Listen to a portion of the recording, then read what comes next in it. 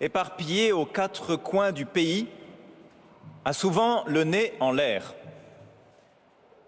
Nous guettons le passage d'une étoile brillante, pas tout à fait comme les autres, la Station spatiale internationale. Je ne sais pas si Thomas Pesquet regardait la messe lorsqu'il était là-haut, mais j'imagine qu'il savait que le passage régulier de cette petite lumière au-dessus de nos têtes a quelque chose d'apaisant pour nous autres ici-bas. Mais aujourd'hui, Jésus nous dit que tout cela va tomber. Tant pis pour ceux qui cherchent un réconfort dans les étoiles qui semblaient éternelles. Alors, même si ces astres disparaîtront, où donc trouver des repères solides, des réalités qui durent dans un monde où tout paraît s'effondrer? Plutôt que de chercher ce qui tient bon dans le ciel, le Seigneur nous invite aujourd'hui à le trouver bien plus proche de nous. Ce qui résiste à l'usure du temps et aux crises les plus graves, c'est la vie des hommes et des femmes et la parole de Dieu. À ceux qui pensent encore que notre destin est fixé par les étoiles, le prophète Daniel nous a rappelé il y a un instant que les étoiles disparaîtront, mais que les élus de Dieu prendront leur place. Ils brilleront comme les étoiles pour toujours et à jamais. Ce ne sont pas les œuvres bonnes qui survivront à leur auteur. Ce sont leurs auteurs mêmes qui survivront à leurs œuvres. Une vie bonne est gage d'éternité. Parmi toutes les créatures qu'on peut trouver sur la terre, l'être humain est capable de la plus grande perfection. Oui, l'être humain. Bien sûr, nous pouvons le pire, ça tout le monde le sait. Mais Jésus nous rappelle aujourd'hui que nous sommes aussi et surtout faits pour le meilleur. Et je lui rends grâce de nous le rappeler justement, alors que la tentation du désespoir est si forte. Bien sûr, par lui-même, l'homme n'atteint jamais la perfection. Mais Jésus a amené pour toujours à leur perfection ceux qu'il sanctifie. Jésus a le pouvoir de rendre parfaits nos efforts, nos humbles combats, nos frêles fidélités.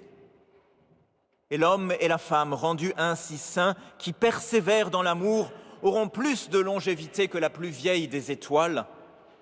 Ils pourront tomber 20 fois, 1000 fois peut-être en chemin.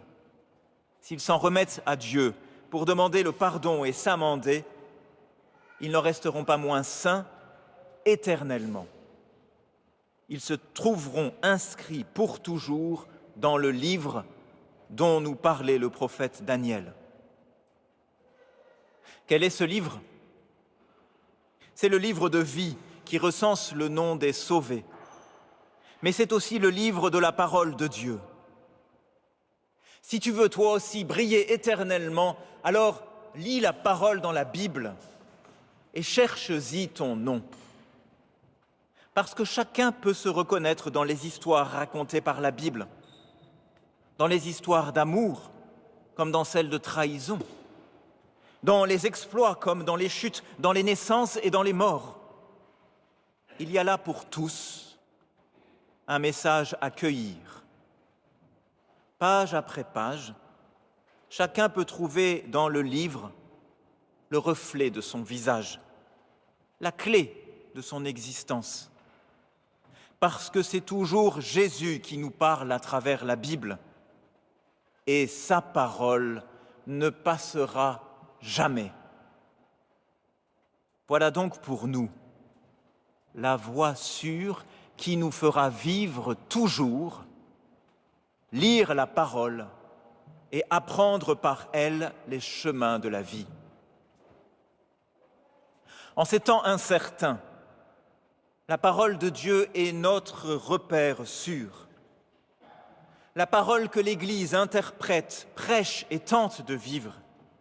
La parole que nous lirons sous le figuier dont parle Jésus lorsque sortent ses feuilles pour nous donner de l'ombre. On ne lit pas bien à la lueur des étoiles de la nostalgie ou de la peur. C'est en plein jour que l'on peut lire, éclairé par notre intelligence et affermi dans l'espérance de ce que nous sommes tous appelés à la perfection.